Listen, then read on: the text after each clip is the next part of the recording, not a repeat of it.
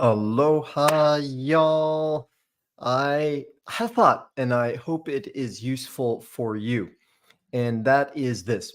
Probably most all of you know about something called the document, many different names. I call it a manifesto. Steve refers to the document.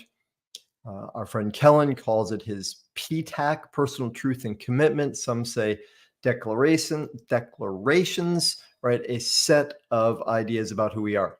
Now, I was working with a friend and client a couple days ago who knows about the idea of this, who feels it's really worthwhile, and who's not using it. And so let's figure that out. So we dug into it a bit. And so my purpose in being with you right now is to share with you some ideas that I hope will be helpful around it. And if you happen to be like her in a place where it makes sense to you, yet you're not using it, I would love to be the help, the encouragement that takes you over the line to actually start using it. So I won't do a lot of review on what it is, but just basic terms, an idea of who we are. And it's both something to remind us to create who we are and to activate and live it on a consistent and daily basis. Now, by the way, I am not the world's expert on this. And sure, I've been working in this realm for a long time. And the way Steve Hardison speaks about the document, that's new for me. And it was incredibly useful and powerful. It catalyzed some new ways of looking at it for me. It pushed me into action in a way of working with it for myself that has been really powerful and instrumental for me. So super grateful for that. And the reason I call it manifesto, well, one, I don't know, I love that word manifesto. And of course, it has this flavor, at least to me, flavor of it's revolutionary, right? It's powerful, it's essential. And obviously contained in the word is something of this idea of manifest, make real. And so the biggest obstacle that I have seen with a few people, and certainly with the one I was speaking of earlier, is this idea that I'm not doing it right. Right. So my big encouragement to everyone is there is no right way. There's no right way of doing it. And the whole thing, the whole bottom line is, does it work for you? Another big challenge I see for people is feeling like it's not done, right? And this saying now is famous, yet nonetheless really, really true. Better done than perfect. And I know I am a recovering perfectionist. I used the excuse and lame thinking of perfectionism for years to keep me from taking action. And then when I did take action as a way of punishing and beating myself up, don't recommend it. So, better done than perfect. It's never completed. Now, what I encourage, what has been really like a game changer for my friend and for me too. This is like the strategy I used when I got into this is like do my best. Like I put probably, I don't know, 6 hours the first time. I gathered info. I did some compassionate self-forgiveness, a lot of compassionate self-forgiveness, because that makes sense, right? Like fill the holes in the bucket before we pour the holy nectar in. So yes, a lot of compassionate self-forgiveness is really good to create a foundation. And then I gathered as much as I could learn about the document, the manifesto, the creation process, right? From reading the ultimate codes, from rereading that chapter several times, from hearing from other experts, like what JP Morgan had to say about it was super helpful for me. I loved seeing what other people um, write about their manifestos or their documents, what they say. All of that was for me inspirational and just kind of sparked the wheels for me to turn of saying, well, how might I want to do it? And then I just like, the time has come, I don't want to wait any longer. This is too good to not be utilizing right now. So then I like one Sunday, I just like locked myself in my office and I don't know, it was probably like 8 hours straight. I had a couple breaks for a smoothie, but for 8 hours, just like wrote everything I could. And man, oh man, the first version of it was so sloppy. The wording wasn't great. There were redundancies, there were misspellings. Though I got it to the point that, everything on there, I felt like, yeah, I feel good with this. It's not the ultimate, it's not the best, yet it's good, good enough.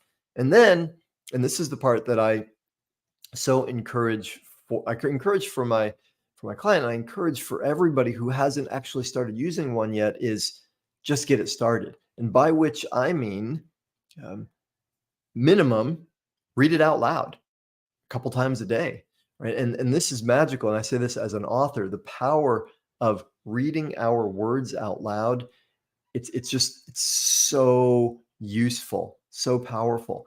Because when we read our words out loud, it's just an automatic way of feeling out like, Is this how I want to say it? Is this resonating?" Let me just switch my view a little bit because I think if there are comments, I would like to see them. Right.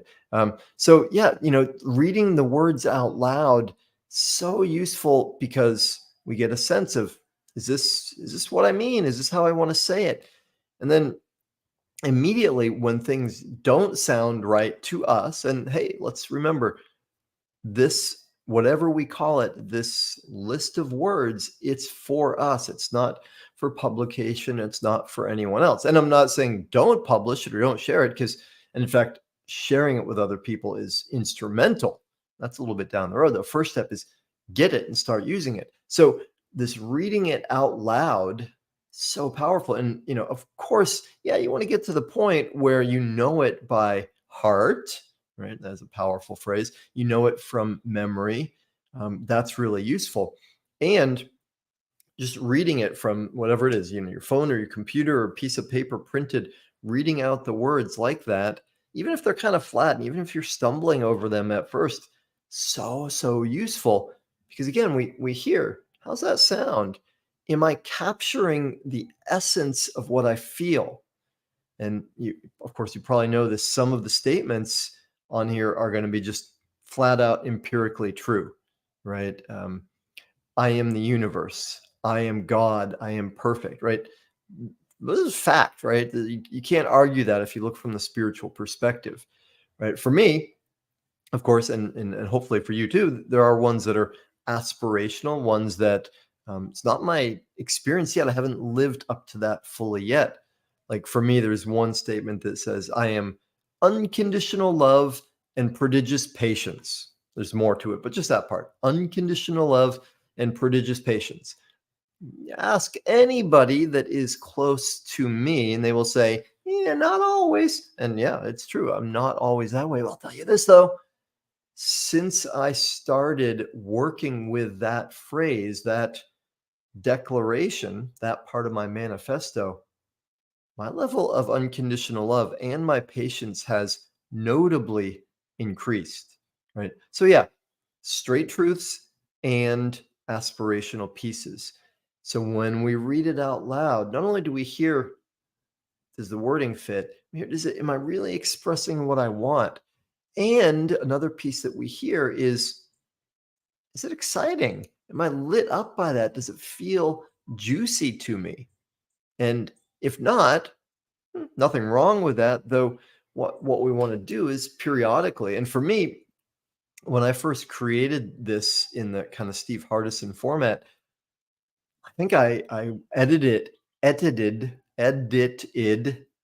sorry, edited it pretty much every day for the first month, because every day I would read it out and be like, I'm not sure about that. Doesn't quite fit.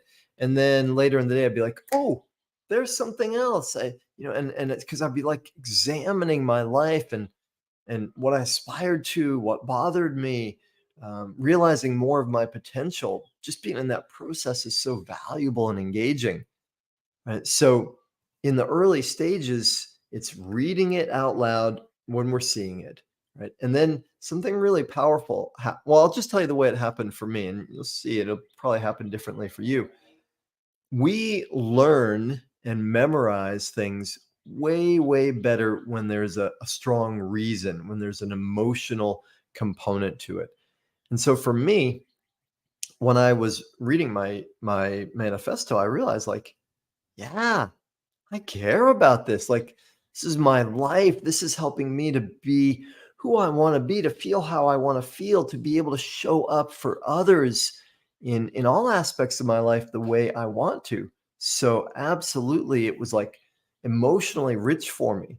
And I was pretty amazed because mine's longer than is recommended by some. And I know people that have ones that are longer. I think I have 37 phrases in mine, some of which are very long. So I don't know how long it was, maybe a month into it, reading at least twice a day. One day I was like, oh, I think I know this by heart now. And it happened so quick, it blew me away because I don't feel especially good at memorizing things. Um, so, lest I make this too long, I shall bring it to a pause here. And let me say this: done is better than perfect. Come up with a draft and just start reading it out loud at least twice a day or whatever works for you. I also found it really useful, by the way, is each morning I would write out by hand. I would look at my printed version and then I would just write it out by hand. And that was like another way of kind of measuring, do I resonate with these things? And some days I didn't have as much time, so I wrote out a third of it, or the first part, or the last part. So yeah, somebody who I'm not sure who it is said, "Done is better than perfect." Hallelujah.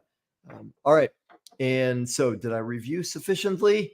Done is better than perfect. Just get started with it. Read it out loud. Iterate. Use it. Enjoy it. Know that it's up to you. There's no wrong way of doing it.